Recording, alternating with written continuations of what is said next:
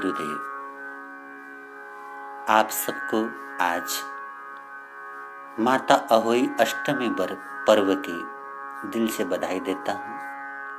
हमारी इस पौरवात्य परंपरा में भिन्न भिन्न प्रकार के त्योहार भिन्न भिन्न उद्देश्यों को लेकर के संपन्न किए जाते हैं। 4 दिन पूर्व माताओं बहनों के द्वारा अपने पति के दीर्घायु के लिए, उनके उत्तम स्वास्थ्य के लिए और उनके जीवन की निर्विघ्नता की पवित्र भावना से करवा चौथ का व्रत संपन्न किया गया। उसके बाद अष्टमी तिथि के अवसर पर माता अहोई अष्टमी के रूप में निर्जल व्रत की आराधना करके अपने बच्चों के लिए, अपने पुत्रों के लिए ये माताएं निर्जल व्रत रखा करती हैं।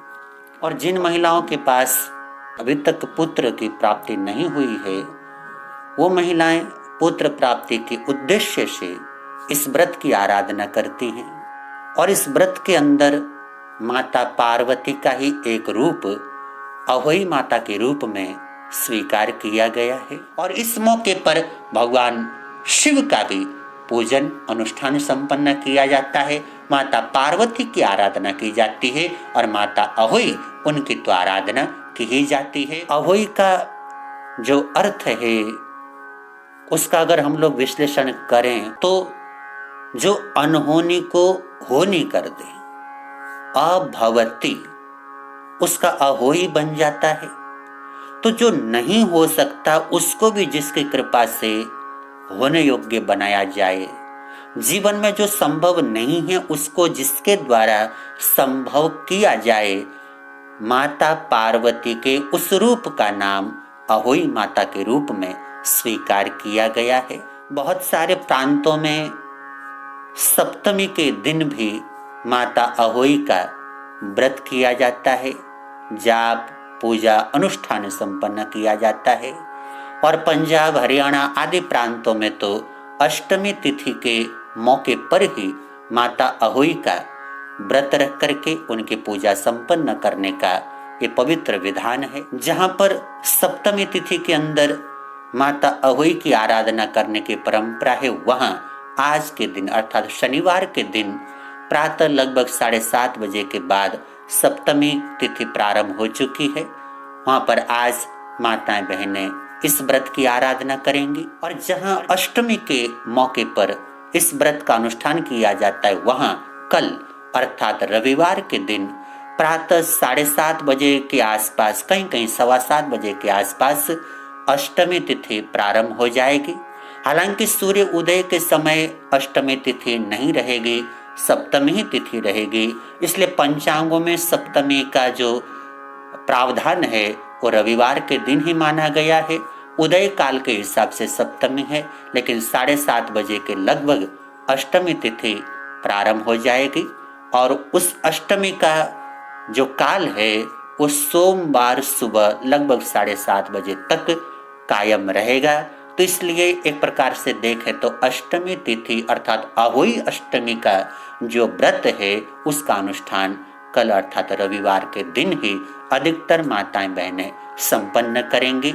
आप सबके भीतर में जो पवित्र भावना अपने संतान को लेकर के है, मैं उसकी हार्दिक अनुमोदना करता हूँ। और ये माताओं के लिए एक प्रकार का बड़ा अनूठा मौका होता है, जहाँ एक तरफ वो पतियों के लिए मंगल कामना करती हैं, वहीं अपने बच्चों के लिए, अपने पुत्रों के लिए सद्भावना करती है। ये हमारी जो इतिहास की परंपरा है, वहाँ पर माता पिता के द्वारा संतान की योग्यता के लिए, संतान की निर्विघ्नता के लिए और संतान के समुचित प्रशिक्षण के लिए भिन्न भिन्न प्रकार के आयोजन संपन्न किए जाते हैं।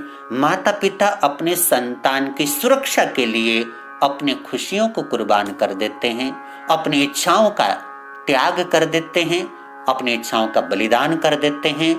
इसलिए माता पिता को भगवान का दर्जा दिया गया है। ऐसे माता पिता के मन को जो संतान ठेस पहुंचाए, उनके मन को जो संतान पीड़ा पहुंचाए, उस संतान के लिए तो कहते हैं कि बुरे से बुरे स्थान पर भी जगह मिलना मुश्किल है।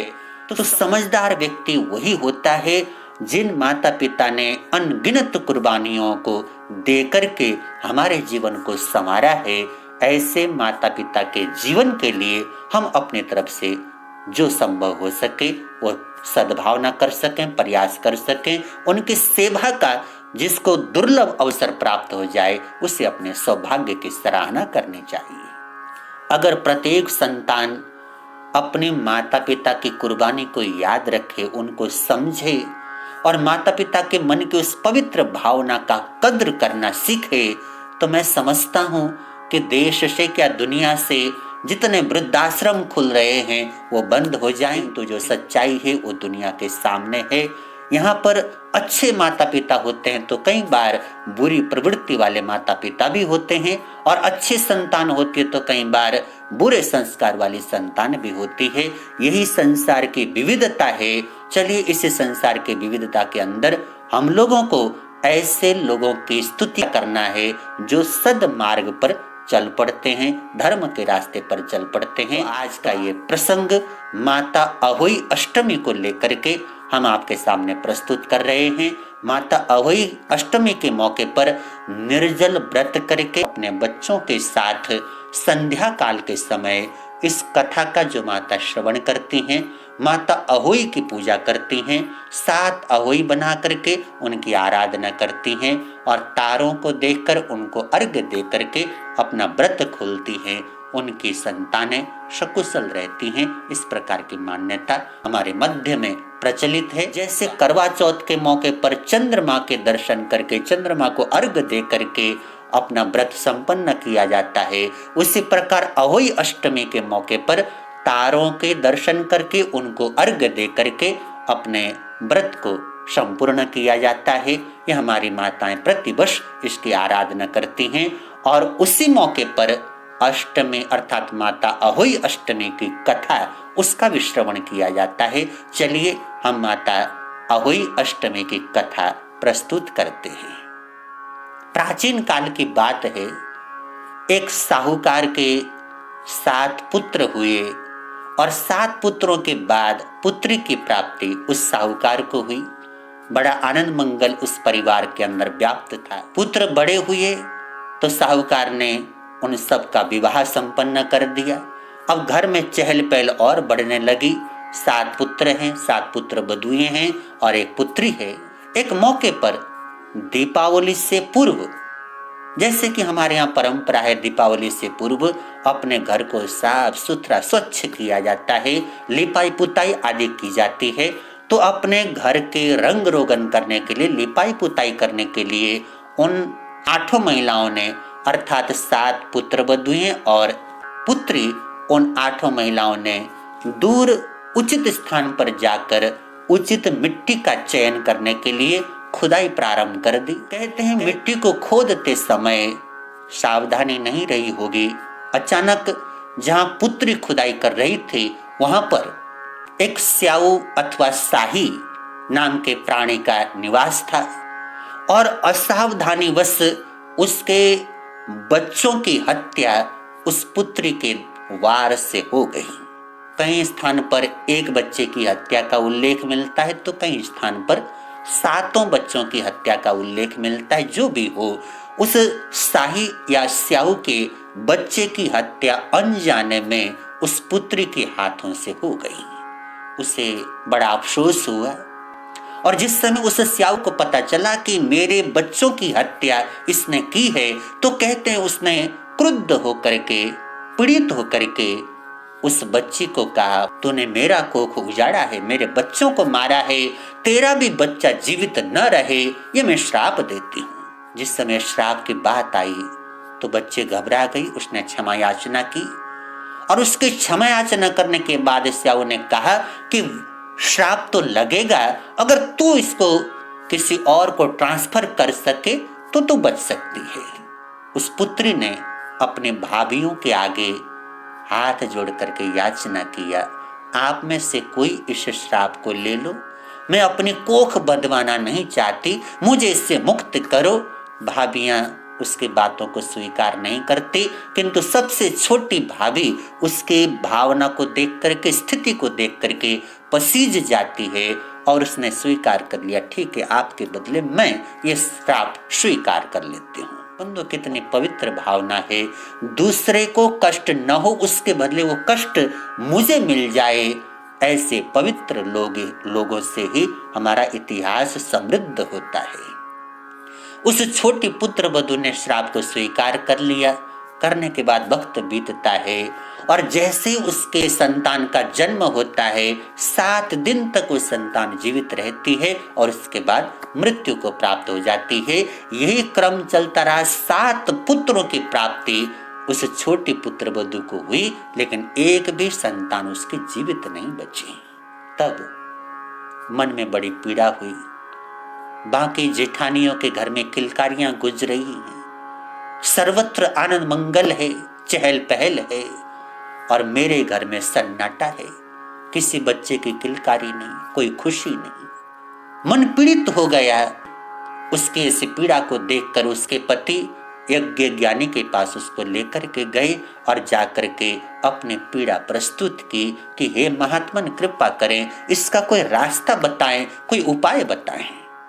तब कहते हैं वो जो ज्ञानी महात्मा थे, उन्होंने सारी बात समझने के बाद एक कुरही गाय की सेवा करने की प्रेरणा उस छोटे पुत्र वधू को दी। उन्होंने कहा कि ये जो कुरही गाय है ये स्याऊ की सखी है और इसकी सेवा करोगी, अपनी सेवा से उसको प्रसन्न करोगी तो कहीं ना कहीं वो अपनी सखी के ऊपर दबाव डाल सकेगी, उसको मना सकेगी और उसकी बात स्याऊ टालती नहीं है और तुम्हारा जो श्राप है उससे मुक्त होने का रास्ता खुल सकेगा। उस छोटे पुत्र वधू ने गाय की भरपूर सेवा की। गाय कहते हैं प्रसन्न हो गई।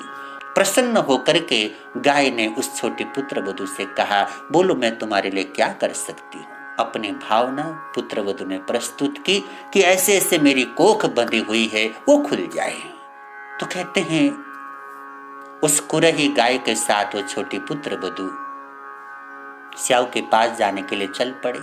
लंबा रास्ता रहा होगा, रास्ते में विश्राम करते थे कि वहां पर उस पुत्र वधू ने देखा एक गरुड़ पक्षी के बच्चे हैं और उन बच्चों को खाने के लिए कोई सांप आया हुआ है। उसने अपने पराक्रम से उस सांप का मुकाबला किया, उस सांप को मार डाला और बच्चों को बचा लिया। जिस समय उन बच्चों की माता लौट करके आई तो वहां पर खून इधर उधर फैला हुआ देखा। उसको आशंका हुई कि इसने मेरे बच्चों को न मार दिया हो, तो कहते हैं उसने उसी पुत्र वधू के ऊपर आक्रमण करना शुरू कर दिया। उस पुत्र वधू ने कहा, अरे कि क्या करती है, एक तो मैंने तेरे बच्चों को बचाया, सांप उनको खाने को आ रहा था और तू मेरे ऊपर ही आक्रमण करती है। जब ये बात कही उसने बच्चों को देखा, सच्चाई को समझ गई। सच्चाई को जानने के बाद वो मादा पक्षी प्रसन्न हुई, अपनी धृष्टता के लिए क्षमा याचना की और पूछा कि मैं आपके लिए क्या कर सकती हूँ। उन दोनों ने कहा कि हमें स्याऊ के पास पहुंचना है, तुम वहां पहुंचा दो।